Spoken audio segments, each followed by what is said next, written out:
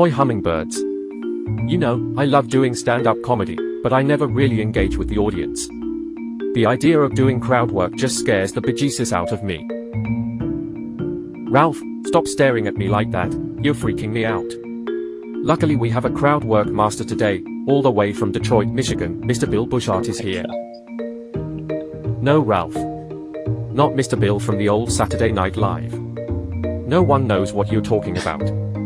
Anyway, let's do this thing we call Lunch Therapy Interview Friday with guest Bill Bushart.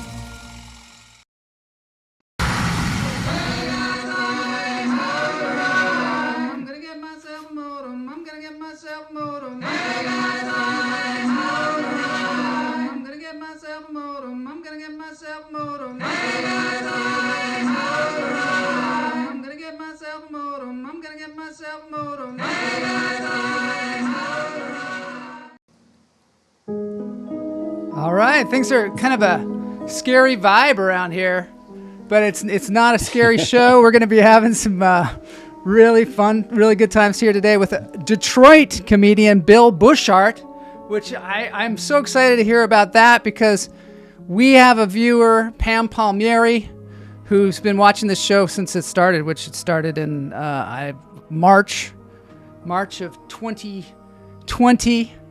There's Pam right now. And she was always threatening to do stand-up comedy, and she's out there in Michigan. And damned if she didn't find the best place to do stand-up comedy. She found this place called the Comedy Castle, and it's actually right outside of Detroit in Michigan, and it's Mark Ridley's Comedy Castle. And she found this great teacher, Bill Bushart, and she did stand-up comedy. And now we've got Bill on the show, so I'm really, really excited to have him here. We've had a lot of clean comics on the show in the last few episodes. I don't think Bill still calls himself a clean comic. I think in fact, calls himself a blue comic. And we're going to find out more about that. I don't know if that means he holds his breath a lot. I don't know. Maybe his skin turns blue. Pam, your stand-up was great. We showed Pam's stand-up on the show on last Tuesday, and people were like totally blown away. And we're like, whoever taught her to do stand-up really knows what he's doing. So we're going to find out more about that today. Also, the music's so dramatic today. Also, the feminist art show going on at Plummer Park.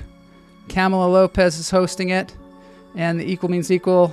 That's it right there. Last weekend, it's all free. There's great art there. There's still some art to be had. Purchased, so go on down to Plummer Park and check that out. All right, let's get into the show. So before we bring the guest on, we're going to, me and my friend over here are going to relax everybody, because we like to relax me, because I get all cranked up on crank on my own supply, my own breathing supply. But we're going to take 3 deep breaths. And I've got something really interesting today. A lot of times we'll do like crystal bowls, things like that. But today we're going to do mathematical bing bong music from PccFreeSpace. Check this out. Never saw this before, but it's some kind of way to relax, a new way to relax. Done mathematically and graphically by this guy, PccFreeSpace. So, viewers out there, let us know what you think, whether this is soothing or calming. I'm going to let you listen to it for a little while. Pam says Bill Bushart is a talented teacher, and I'm so grateful to have bumped into him. I want to hear about that, too. How you bump into comedians. But first, 3 deep breaths. In through the nose, out through the toes.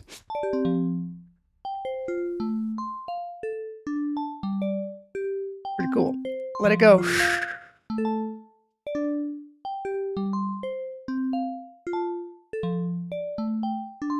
In through the nose, out through the toes. Hold it. Let it go.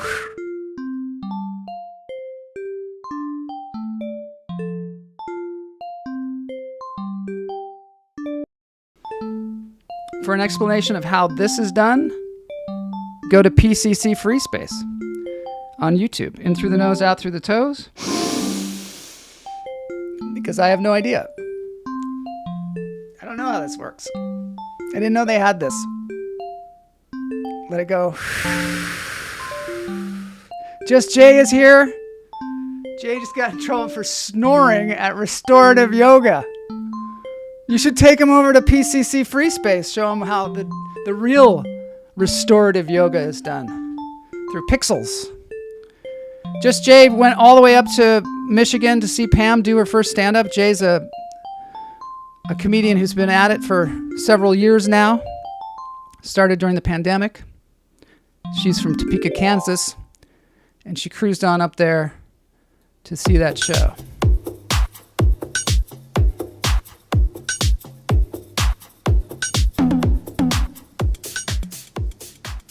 Slap-a-phone. Okay. This is Slap-a-phone. This is just one more thing to just chill us out before we get into the interview. It's called Slap-a-phone. It's Ozzy Osbourne's Crazy Train played on some weird pipe organ called Slap-a-phone by this guy Joe Porter, who allowed me so graciously to play this beautiful rendition of Ozzy Osbourne's Crazy Train. Here it is. Slap-a-phone. Slap-a-phone. Slap-a-phone.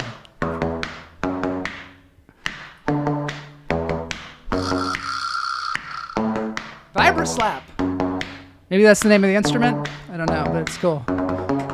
Joe is, I believe, is a teacher. And of course he is. Only a teacher would play a slap-a-phone.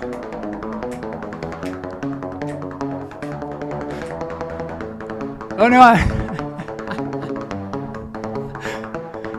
little behind the scenes thing here. I just lost my guest. I'm sure he'll be coming back soon. I don't know, maybe he's not into slap-a-phones. Who knows? No, he'll be back. And this Marimba. is a marimba.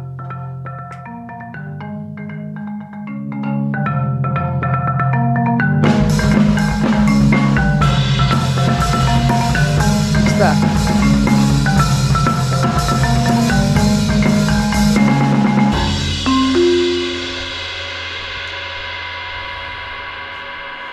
Hammer dulcimer. I love the hammer dulcimer. I'm so glad that Bill is back because I was a little worried that he didn't like slap-a-phone. Maybe he's not a slap-a-phone fan. I don't know.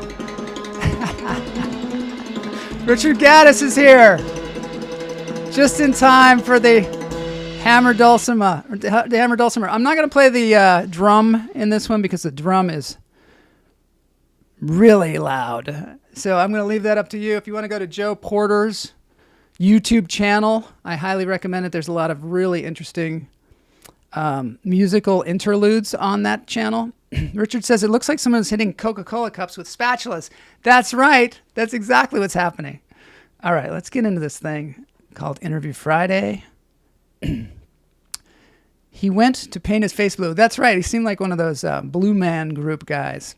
So I'm going to take this moment here to introduce to you my guest, Bill Bushart, who, you know, we've had some great comedians on this show, but I don't think we've had anybody from the Detroit area. And you can correct me if I'm wrong. We've had people from Philadelphia. We had people from Missouri. We've had people from New York and Los Angeles and Seattle and all over the place. But Detroit, I don't know. I don't think so. I don't think we've had anybody from Michigan. I've only been to Michigan once, to the Traverse City Film Festival, which was fantastic. So I highly recommend it. Bill is the self-proclaimed king of Detroit blue comedy. And he has also been named the Detroit's best comedian several times. He's worked with Gilbert Gottfried, Lisa Lampanelli, and the late Greg Giraldo. I'd like to hear about that for sure. He tours the country, does comedy all over the place.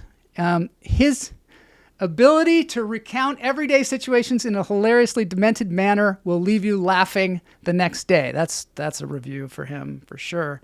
And also, I want to ask him, too, because he's got sort of an abrasive personality on stage, and he doesn't seem to have that in life. So it should be really interesting to see. Unless he does, you know. I had Brian Holtzman on the show, and I remember thinking, you know, he was going to yell at me the whole time because on the stage he gets so hopped up.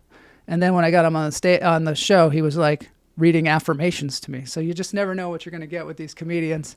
Some people say he's a drill sergeant with a smart mouth. That's Detroit Free Press. Detroit News says he was the best bet. His fast-paced, high-energy, in-your-face comedy has kept audiences laughing across the country. And apparently, he's a great teacher. So let's get this thing going. This is Lunch Therapy Interview Friday.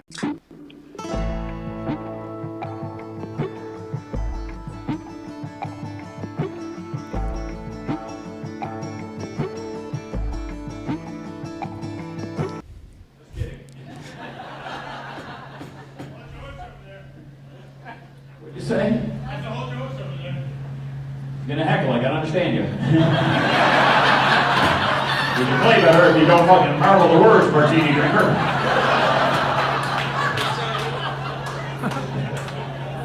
Now, what did you want to say? I want to help you out right now. I have nothing to say. Alright, we're good after that one. Alright. What's your name, buddy? Ray. I'm gonna come back to you soon, Ray. You the one who's been married for 20-some years?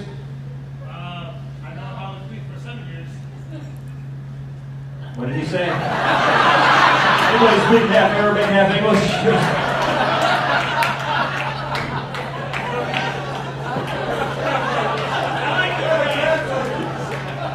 I like you the best.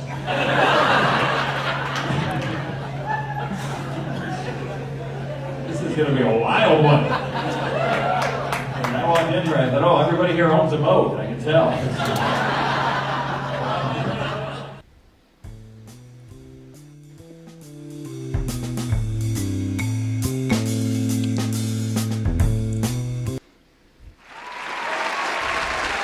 All right. Yes. Here he is, Bill Bushart. Welcome to Lunch Therapy. Thanks for having me on your show. All right. It's great to have you here. I hated that clip. I got to be honest with you. I did not like that clip. I can't stand looking at myself. Yeah, some of us don't like it, you know? Yeah. Do you watch your own comedy? Okay. I'm glad. Do you watch your own comedy, like game films? Oh, hell no. You don't? No. I go do a live I do a live show and I leave and I go on to the next show. I don't have a big social media presence. I don't have a website. I never have. And I just have always gotten work just through word of mouth and meeting people and networking. And it's worked out just fine for me so far. So I got to say, it was like this. It was hard. It was hard to find clips of you. That's for sure. And I guess now I know why. I really don't. I don't want, that was never why I got into it. I know this sounds weird in today's day and age, but I just like live performance. I like, 100-person room, cramped, and doing a live show and being in the moment. And that's why I do comedy. And that's kind of how I have my schedule set up to do comedy, too. So, That's cool. So good luck finding something is what I'm saying. I have a couple of clips. I have a few. Damn it. I wonder, too, when you do your comedy, you're so improvisational, or it seems so improvisational, and you deal so much with the audience from what I see. Do you have like a set that you're going to do, and then you just depart from it? How does it work? Yeah, that's basically the deal. I have an act, and that act allows me to, I've been doing it so long and doing comedy so long, and you have jokes that generally work, and you have an act, and you bring in some new material, and that's how you also learn new material, is to improvise with the crowd with some things too. But when you know your act and you know what you can do with an audience after, then it allows you for some freedom. It allows you freedom to go into the audience and start picking on people, or however you want to do, insulting them, or uncovering some things and just being alive in the moment. How do you keep them with you? On your side, basically, when you're, clearly insulting them. Do they like it? Well, You know how I keep 'em with me? Experience. Yeah. When I first started, and I started doing that style of comedy where I would go into the audience and pick on people and stuff, it could go horribly wrong, especially when you don't know what you're doing. But over time, Yeah.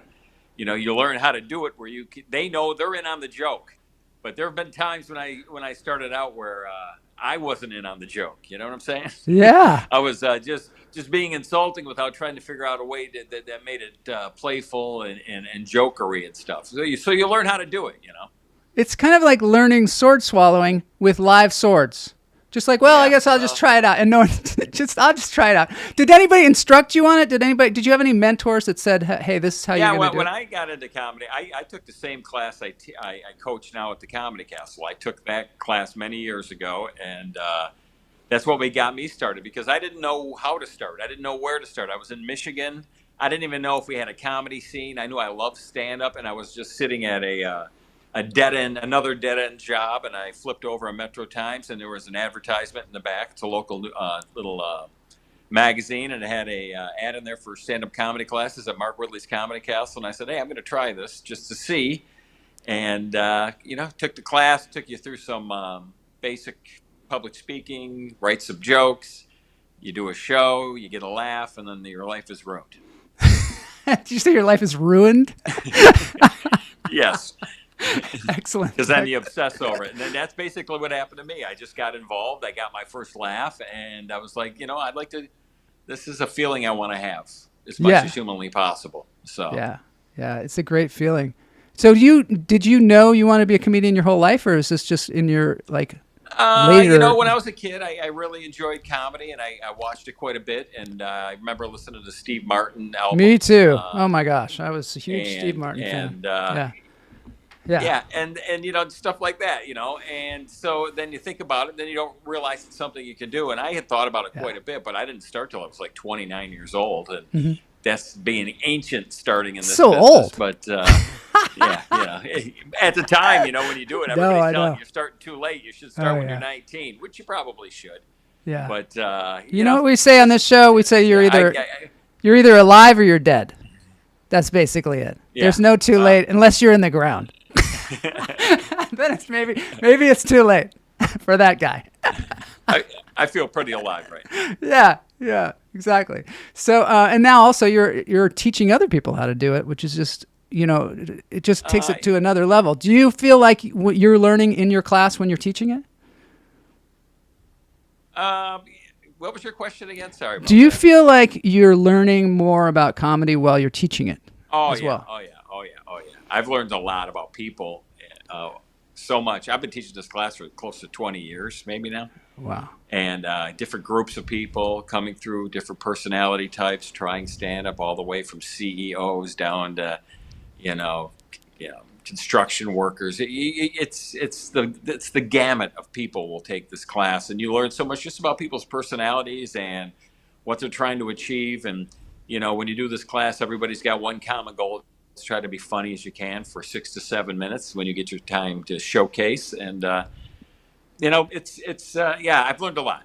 I've learned a lot about myself and learned patience and how to communicate effectively with people.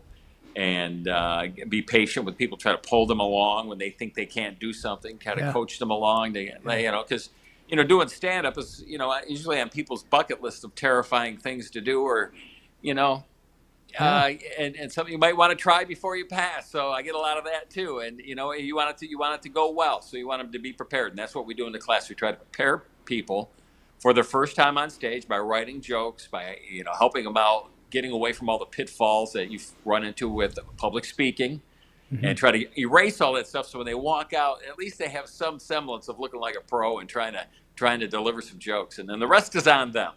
Yeah. We just try to get them ready, but, at the end of the day, they're the ones that have to write the material. I try to coach them on the material, but it's really their ideas. Maybe I'll write 1 or 2 jokes to help get the ball rolling, throw some ideas at them, but usually, they'll pick it up when they need to, especially when you have a show date circled on a calendar and you got to get some things done. You'll be surprised how creative people will get in a short amount of time. I think, Jay told me that Pam didn't have her material until like the last couple of days. That's the way the story goes. That's a lot of it. Well, Pam is she was struggling at first because she wasn't sure what she wanted to talk about, and then it's about just trying to refine it. And you know what she did too? She went up prepared, and she knew what she needed to do because we had gone over it, and she let her personality come out, and just was Pam when she was up there, along with the jokes that she had written, and she made a connection with the audience, and that's why she did well that night, because they bought into her and what she was saying. So you know what, it was a good shot on Pam's part, but she really brought him in with just how she is. Yeah. When you go on the stage, you've got to bring them in too, but then you insult them. So how do you do that same thing? How do you bring people in and insult them at the same time? Because it seems like in that clip, even that person that you were giving a hard time to, you were kind of with them. You know what I mean? It's almost like I'm going to take care of you, even though I'm making fun of you.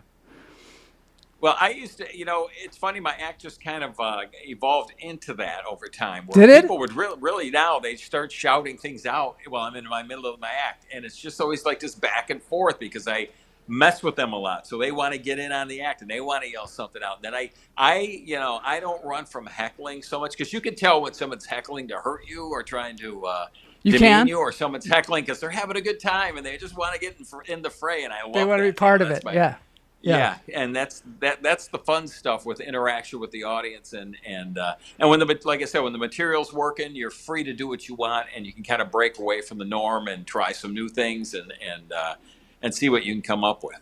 Have you ever had any altercations? We've had somebody on the show that had somebody pull a gun on them. Somebody pulled a gun on one of our people. Yeah, anything like that? Oh my God. In the beginning, oh God, I was like a kid with a gun myself. It was a nightmare. I mean, I would just get up there. Oh no. Oh, I lost you. Hopefully you're coming back. Little musical interlude here while we wait for him to come back.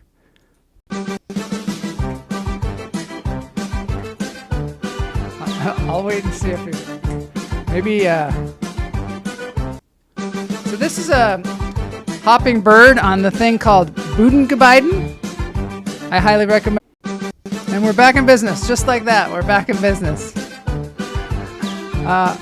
Hopefully Bill will be back in a second. He did come back, so he will probably be back again. Until then, we'll watch this bird.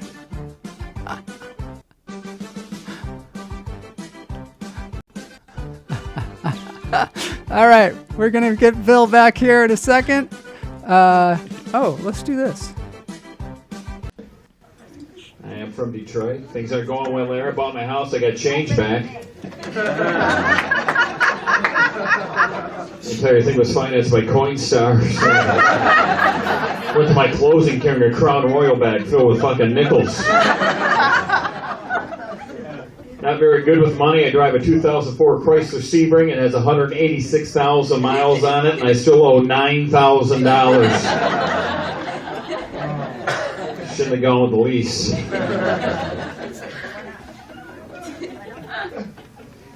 How's the drug situation going? Is it okay? I had a great phone call in there from a guy who booked me here. I got my first acting job. I'm excited about that. Yeah, thank you. I'll be playing the Statue of Liberty in front of the Liberty Tax Service on Edison. Got my foam crown in the mail. Yeah. All right, we're back. See, that's what happens. I love that bit. That's a very old clip right there. It is. A long time ago. That's what happens when you don't keeps us updated. Oh, that's fun. Yeah, that's really fun. It's really fun. What's it like living in Detroit? I mean, you've lived in Detroit your whole life, or that area, right? Yeah. I live in downtown. I have a beautiful. I live in a 100-year-old building, in a condo in a 100-year-old building. It's beautiful, and I like living in the city. It's been good. It's been good to me. The Detroit area has been good to me, and that's why we call it home. It's a good starting point. We have a vibrant comedy scene in Michigan, and it's just a great place to do stand-up. Did you kind of cultivate a lot of this comedy scene that's going on in Michigan, or does it have a long, storied history? Tell us about Detroit. I really, a lot of people may have come through my class at some point to get started, but I wouldn't say I cultivated anything. I think I've just been involved in some of new comedians' lives of people who have gotten experience.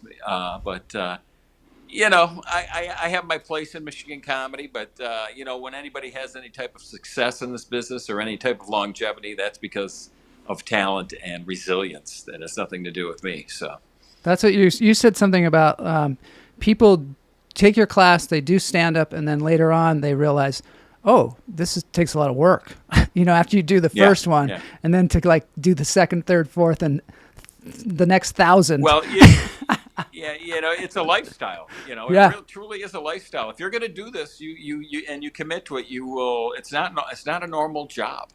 Yeah. It's not normal to do this, and it takes, you got to be a little bit off. I think I am a little bit, but who knows? Do you think there's a moment in your childhood or something that puts you on the track to someday be a comedian? Oh yeah, yeah.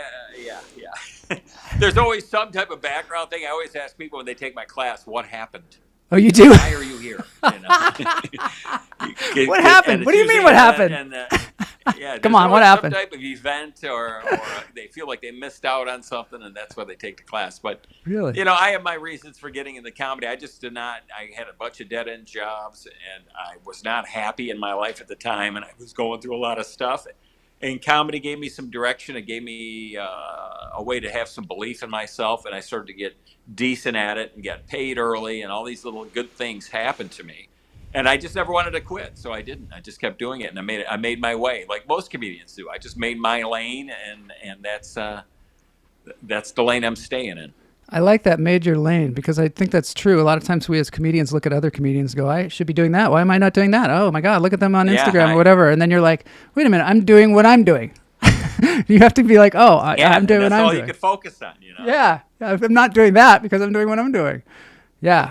And how did you have, obviously you have a sort of a persona on stage. Can you describe, do you go into a particular character or do you do that consciously or did that just sort of develop?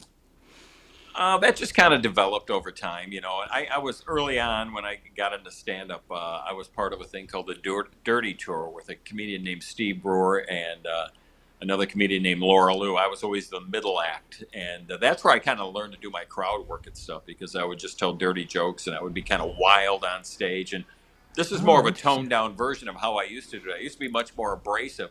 I think that in comedy, after you learn to make the audience hate you, you can figure out how to make them like you, and that's why you get away with a lot more. But you got to go through that painful period of stumbling around in the dark trying to figure things out. So, and you kind of have to find your own voice, but also find out what the particular crowd wants and needs, right? I mean, yeah. You really have to keep that in mind. I just go up there and do it. I mean, if the crowd reacts to me good or bad, that's on them. I got an act. I'm going to go up and do it and be me when I'm on stage.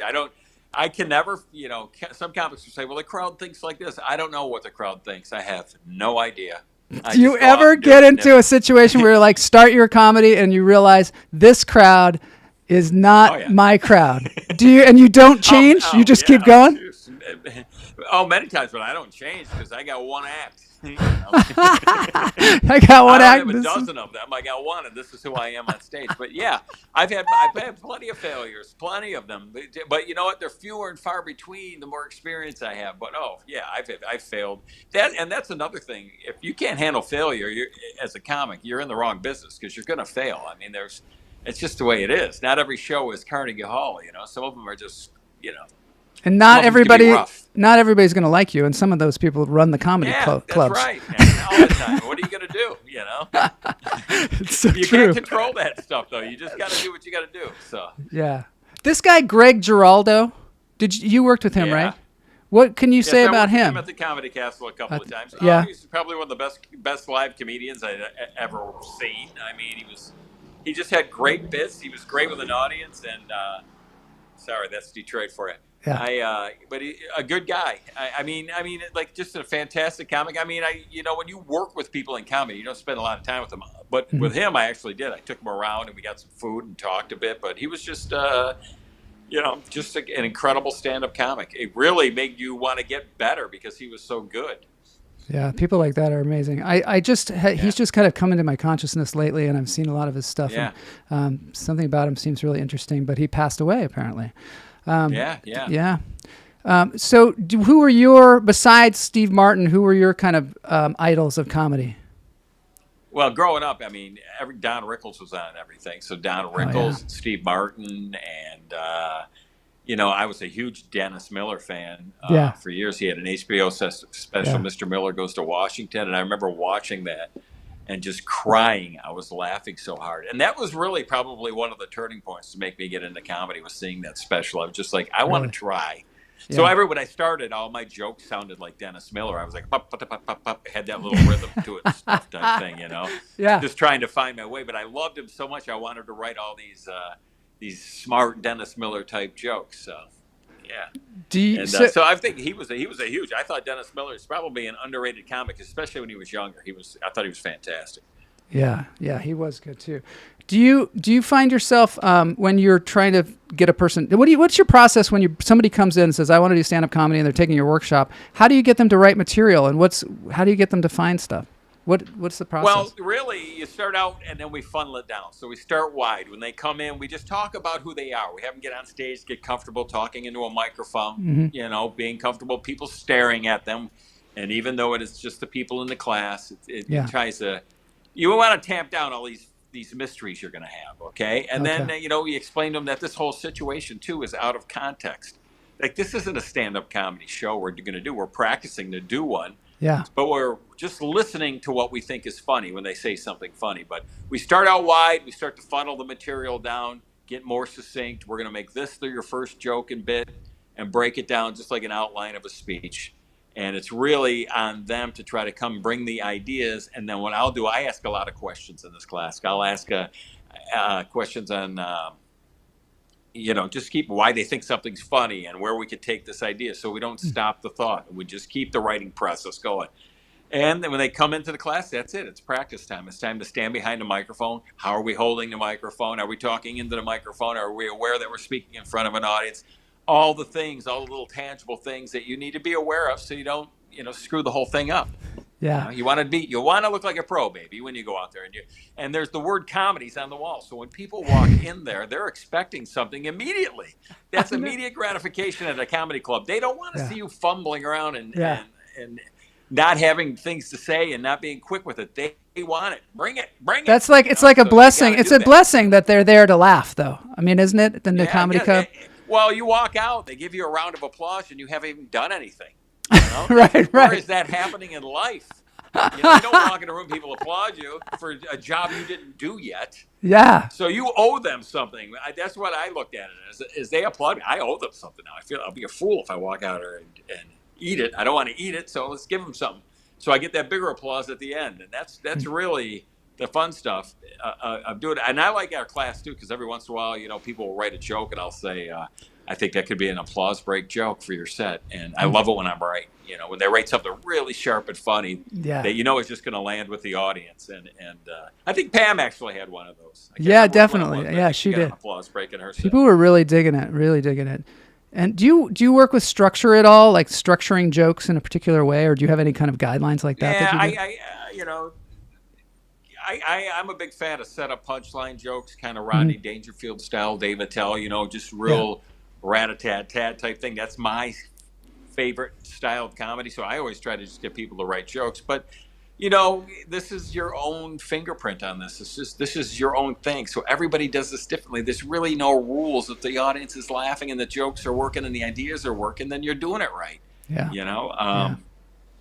But as far as joke structure go, I just have them go at it and then try to cut all the fat out. If you can cut the fat out and get right to the funny stuff, you're going to have a lot more success. I'll get rid of all the ums and all the extra details we don't need, and just keep the ones we do. Keep it nice and sharp. No fat on the joke.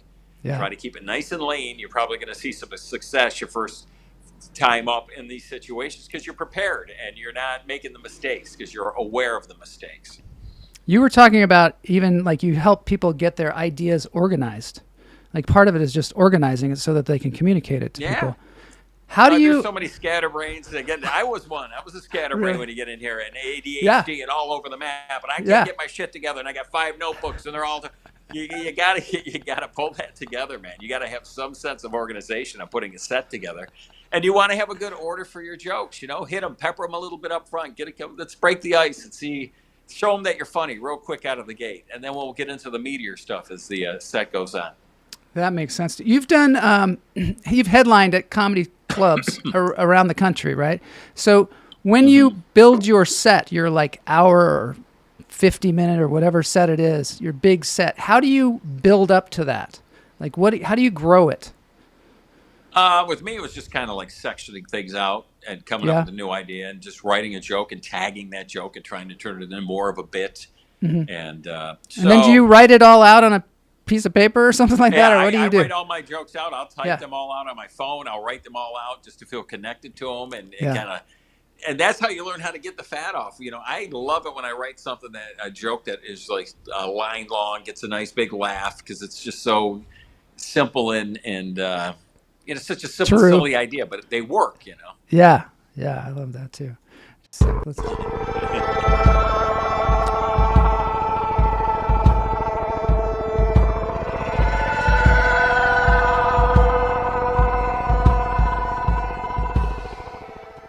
So now what I want to do is I want to get past the idea of like how we do comedy. And now I want to know, when you had that job and you were like, I want to do comedy, did you eventually quit the job? Do you do comedy for a living now? Do you have other supplemental jobs, or how do you do it?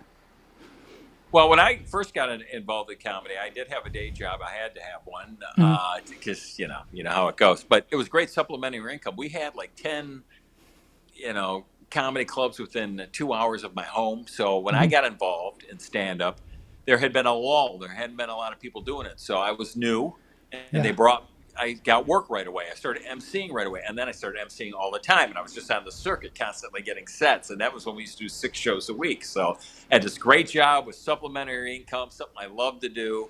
And I just did it all the time. And then eventually I wanted to quit my dead-end job and get into another dead-end job working at a comedy club because I wanted to learn the comedy business. So I was doing stand-up while I was working at a club, and my job at the club was to promote shows and put on open mic shows. And I made up this job. It didn't exist. I just went to this club and said, hey, I'll do this on Mondays and Tuesday nights. I'll put together an open mic. And then I started having a contest with amateur comedians, and I started realizing how fun the amateur comedians could be and how talented young comedians could be. And I just have always been involved with that. So that's really been my place in Michigan comedy. You asked me earlier.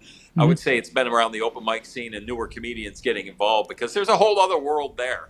And a lot of talent. It's fun to watch people start out in something they love and watch them grow over the years. And I've seen a lot of Michigan comedians enjoy success over the years that have come out of the Michigan area. Are you happy that you've stayed in Michigan generally, or? Oh yeah. This was the, I never went into this with some grand plan to be a star or anything like that. I just loved live performance, and that's what really hooked me on this. So. But I've made a name for myself, and I work in the state a lot. I do a lot of shows in northern Michigan and in casinos and things of that. And, I just, like I said, made my own lane. And it's great to work consistently like I am and have done it for so long that it just, you look at success in different ways. I haven't had a real job in, close to 30 years. So, wow.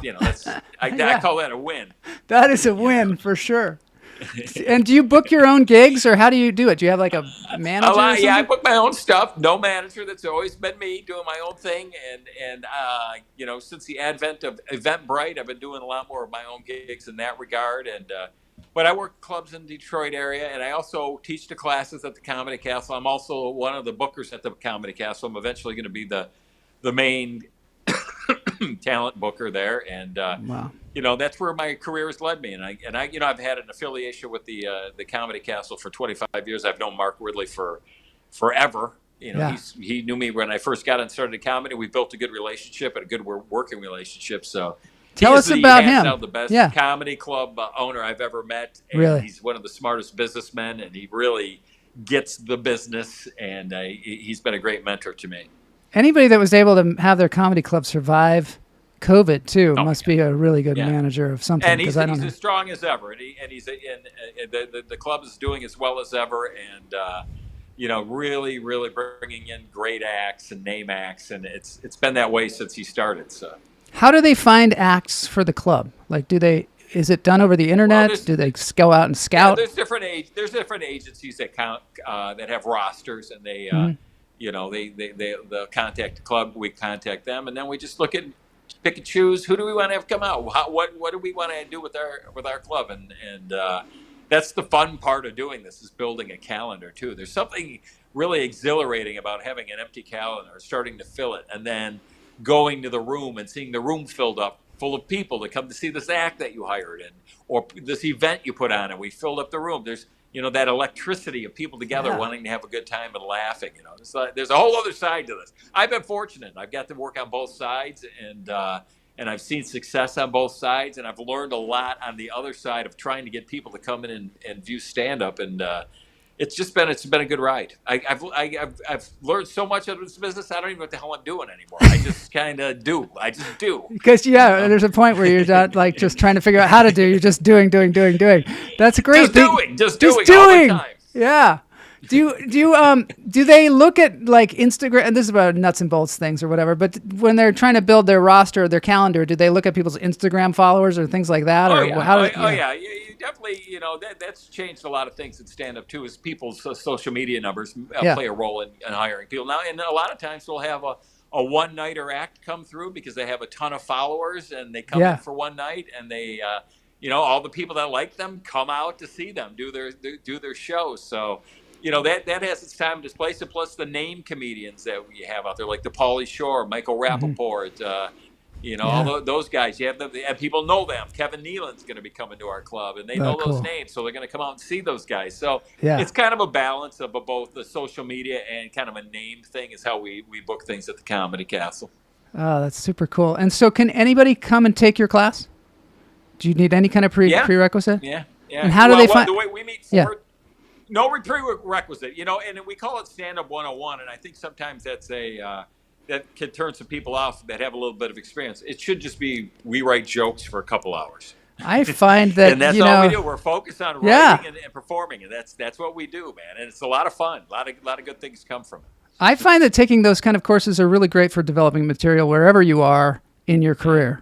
And sometimes, it kind of puts you in a position where you have to do some stuff. Yeah. You got to go. You got to follow through. So. And actually putting yourself in a room with first-time comics is sometimes challenging because they've had their whole lifetime to come up with material, and you've already done that material that you had your whole lifetime to come up with, and now you got to come up with something else. Because don't you find that that's like the challenge of a comedian? It's like, what's next? What's next? What's next? What else you got? Yeah.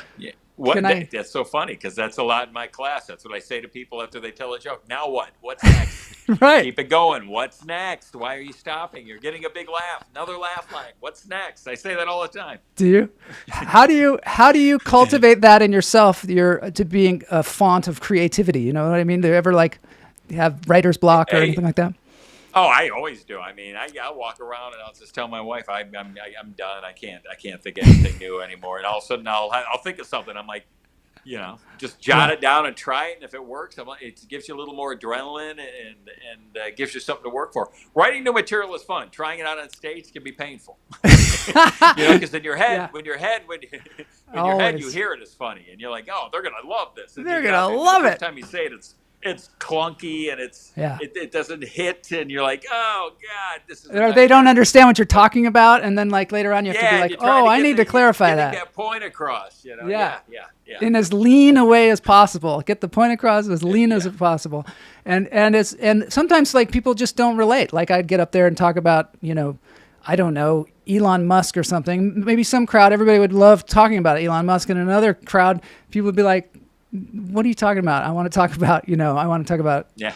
Well, that's when the crowd work skills come in and trying to pull people in and being able. Yeah. Oh no, did I lose you again? Ah, boy, we're having trouble, but that's okay. There's a great wombat here. I just lost you for a second. This is a wombat. We're gonna have Mark back we're gonna have Bill back in a second. This is Mark over here. I'm an explosion. That smile's wombat. Gonna be the enemy. All right, Bill is coming in. You are all that I see. You got dynamite. That smile's so this is gonna a be the wombat, enemy. and this is also on this thing called Budengebeiden, which I don't know how to pronounce. And then this is a couple of pandas. And I'm going to have to play another clip from Bill because that's what happens when I lose him. And I've got this really funny one here. from way back. Check it out. You get high? You look like you're high right now. Are you high? You can admit it. So I do it too. I have an affliction though. You know, I have a medical marijuana card. I have an affliction. I'm married. And nothing drowns out my wife's voice like a gurgling bong toke.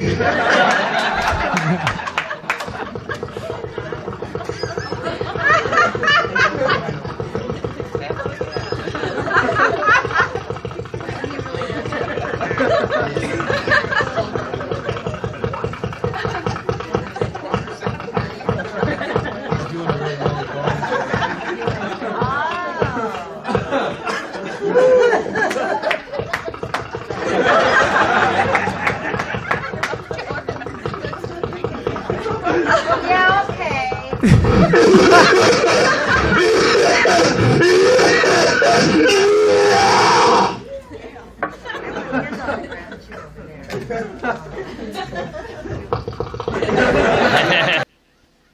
All right.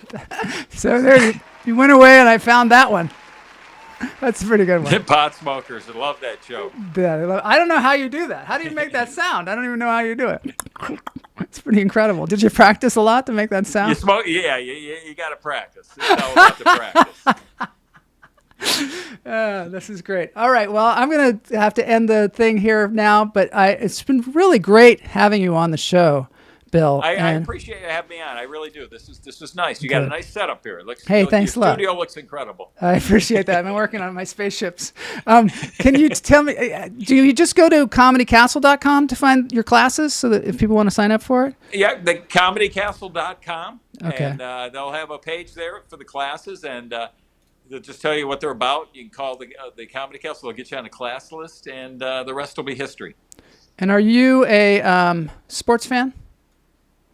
Yes, I am. The Lions. Go Lions. I just want to apologize for the Seahawks beating the Lions last weekend. I'm a Seattle fan. It was painful. But I know. I bet.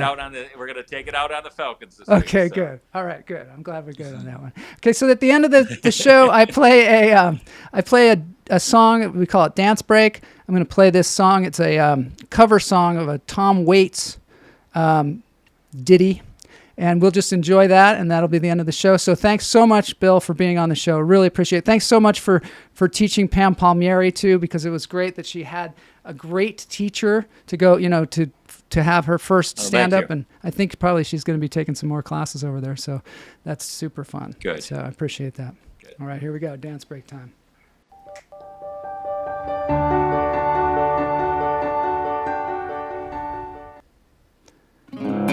I don't know. You're a Tom Waits fan? Do you like him? I said, John, yeah, I like Tom Waits. He's long gone. These are called Tale of Two. Indiana ain't never coming home. Nice, huh? Do you play any music? I play music. You do? Yeah. Oh, yeah. Not during my act. Oh, no. Do I play this? No, not during your act. Fallen James in the Tahoe mud. Stick around to tell us all a tale. Well, he fell in love with a Gum Street girl. He's got a great Now he's voice. dancing in the Birmingham jail. Dancing in the Birmingham jail.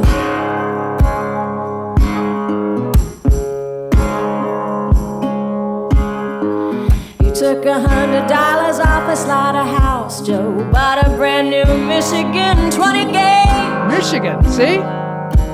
He got he's gone. all liquored up on that roadhouse cord. Blew a hole in the hood of a yellow Corvette. A hole. I don't know where Bloss is of a today. yellow Corvette. MIA. I said, John, he's long gone. Gone to Indiana, ain't never coming home. I said, John, he's long gone. Gone to Indiana, ain't never coming home.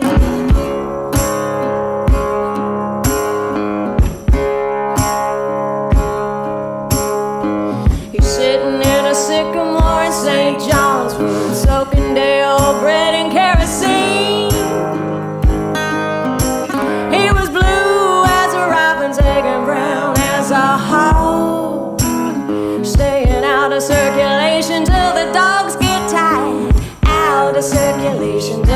dogs get tired. Now the rain like gravel on an old tin roof. The Burlington Northern pulling out of the world. Don't crash. Full of bourbon and a dream in You're out on the road. And a Gum Street girl was the cause of it all. A Gum Street girl was the cause of it all. I said, John, John, he's long gone. Gone to Indiana, ain't never coming home. I said, John, John, he's long gone. Gone to Indiana, ain't never coming home.